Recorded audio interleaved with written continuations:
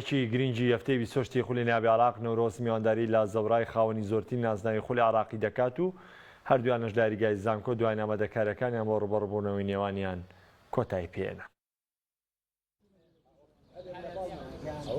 هەفتەی 28 خولی نایابی یانەکانی عراق یاریگای زانکۆ دەبێتە شانۆی ڕوبەڕووبوونەوەی زەورا یەکێک لە ناودارترین یانەکانی عراق و نەورۆز کانوێنەرێکی نوێیە لە خولی نایابی یانەکانی عراق.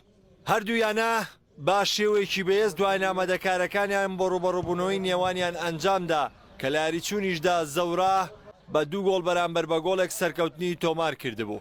نەورۆز بۆ میاریە لە توانەکانی 3 یاریزانی گرنگی بێبەشە، بەڵام یاریدەدەری ڕانەری تیپەکە بڕوای وایە کە دەتوانن ئاستێکی بەرز بەرامبەر زەورا پێشکەش بکەن و ئامانجیشیان لە دەستنەدانی خاڵەکانە لە نێوی یاریگای خۆیاندا.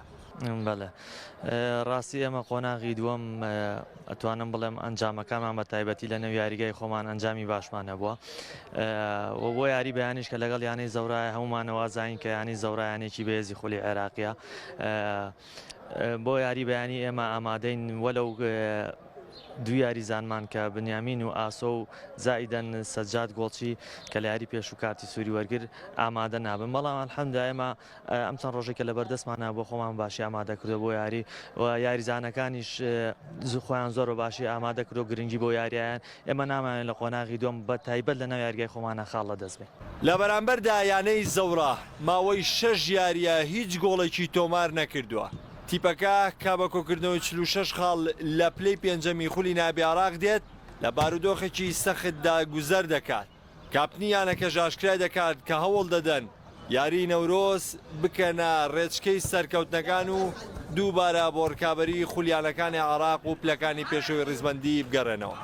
بسم الله الرحمن الرحیم. بە ناوی خوای گەورە لە ڕاستی ئەتوانم بڵێم هۆکار زۆرن بۆی کە لە قۆناغی دۆم ئاسمان وەک پێویست نەبووە، بەداخەوە سەرقاڵبوونی یاریزانەکان و بوونی هەنێک پێکان لە تیپەکەدا و بەردەوام گەشتی تیپەکە و سەرقاڵبوون بە یارەکانی هەڵبژاردە و ئەمە وای کرد کە دابران لە نێوان تیپەکەدا ڕووبدات و ئەمە هۆکارێکی سەرەکی بوو بۆی کانجامەکانمان وای لێبێ و چەند یاری ڕابردوژە توانم بڵێم ئاسمان زۆر باش بووە و ئێمە بەردەوام هەوڵ دەدەین لە پێناو هاندەرانمانە بەرزترین ئاس پێشکەش بکەین، بەڵام تا ئێستا نەگەیشتوین بەوە، بەڵام هیوادارم لە میارێدا بگەڕێنەوە سەر ڕێچکەی سەرکەوتنەکان و دووبارە ئاستێک پێشکەش بکەین کە شیا و بە ناوبانگی یانەی زەورا بێت.